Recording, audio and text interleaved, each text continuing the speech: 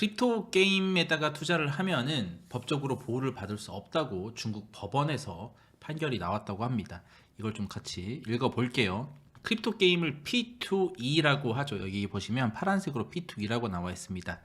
많은 분들은 알고 계시겠지만 원래는 이제 플레이 투 무엇을 위해서 게임을 하냐라고 물어보면 예전에는 이제 비교를 하는 건데, 예전에는 단순히 재미를 추구하려고 게임을 했습니다라고 한다면, 요즘 이제 메타버스 세상에서는 play to earn, 뭔가를 얻기 위해서, 재화 같은 거를 얻기 위해서 게임을 합니다라고 이제 이렇게 용어를 지칭해 놨습니다. 그런데 이런 게임 자체들이 중국에서는 법적으로 보호를 받지 못한다고 하는 거죠. 상하이에서 이제 벌어진 일인가 보네요. 원고가 70만 위안, 한국 돈으로 한 1억 3천만 원 정도 되는 돈인데, 이거를 게임에 투자를 했다고 합니다. 2021년에. 자, 그런데 이 원고가 게임을 직접 한 게 아니라 여기 피고라는 사람한테 맡긴 것 같아요. 이제 투자를 한 거죠. 그럼 이 피고는 뭘 했냐? 이 사람도 혼자 하는 게 아니라 팀을 이끌어가지고 게임 내에서, 쉽게 말하면 리니지란 게임 아세요? 뭐 MZ세대는 잘 모를 수도 있겠지만 저 때만 해도 게임 계정을 혼자만 돌리는 게 아니라 여러 명이서 붙어서 돌려요. 그러니까 캐릭터 자체가 24시간 쉬지 않아. 게임 플레이 하는 사람은 다른데 왜? 거기 안에서, 게임 안에서 돈을 벌어서 뭔가 아이템을 얻어서 그게 현금 가치가 꽤 컸기 때문에 현금과 바꿔서 이제 그 플레이를 같이 하는 사람과 돈을 나누기도 하고, 뭐 이런 거였단 말입니다. 지금 딱 그 리니지와 비슷한 상황인 것 같아요. 그 P2E 게임이 무엇인지는 unnamed라고 하니까 밝혀지진 않았다고 합니다. 자, 어쨌든 그렇게 하고 2021년부터 함께 시작을 했는데, 2022년에 5월달에 테라 사건, 11월에 FTX 사건을 거치면서 마켓이 완전 이제 겨울에 돌입하지 않습니까?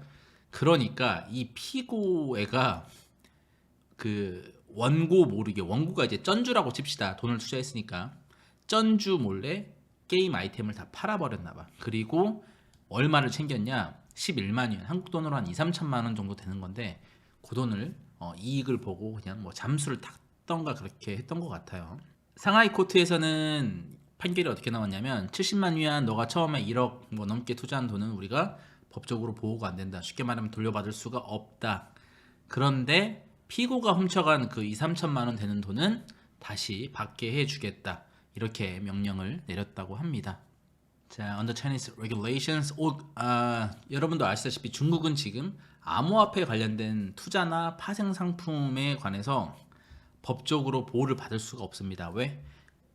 트레이딩 자체가 중국에서는 금지이기 때문입니다. 자, 그런데 밑에 보세요.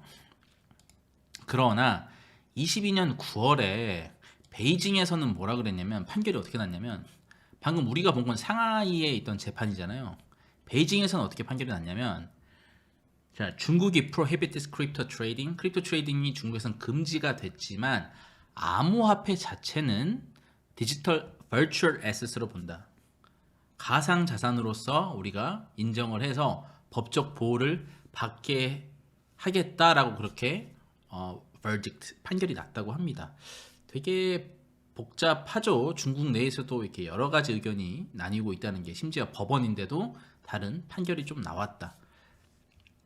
자, 밑에 마지막을 좀 읽어보면, 21년 9월에 암호화폐가 금지가 됐음에도 불구하고, 중국에서는 전면 금지가 됐음에도 암호화폐 관련 활동들이 2022년에 엄청나게 늘었다, 반등을 했다라고 지금 나와 있습니다.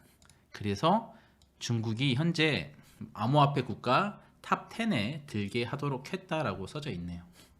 참고로 1위는 미국, 2위가 영국입니다. 자, 다시 좀 정리를 해보면, 중국 내에서도 법원마다 판결이 조금씩 차이를 보이고 있다.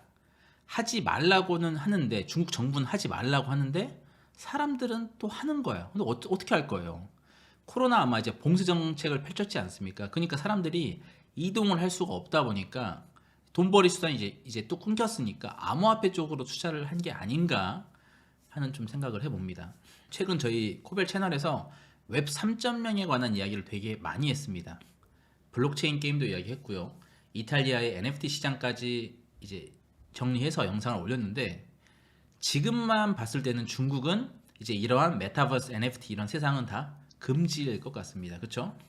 근데 또 역사적으로 좀 생각을 해보면, 게임 회사들은, 특히 게임 회사들은 어떻게든 중국 시장을 뚫으려고 합니다. 마블 영화도 마찬가지. 여러분, 마블 영화 중국에 들어갔을 때 막 처음에 검열 먹어가지고 개봉을 못했는데 그런 부분을 다 삭제를 하더라. 게임은 어떻게 했냐? 예시를 좀 들어보면, 여러분 혹시 와우란 게임 들어보셨나요? 이게 월드 오브 워크래프트라는 게임인데 저도 한때 무진장했습니다. 근데 이게 초기에 중국에 진출을 하려고 하는데 실패했단 말이에요. 역시 검열에 걸려가지고. 그 이유 중에 하나가 언데드란 종족이 있습니다, 게임 내에. 근데 그게 생긴 게 해골이야. 죽었다가 다시 태어난 거기 때문에 해골입니다.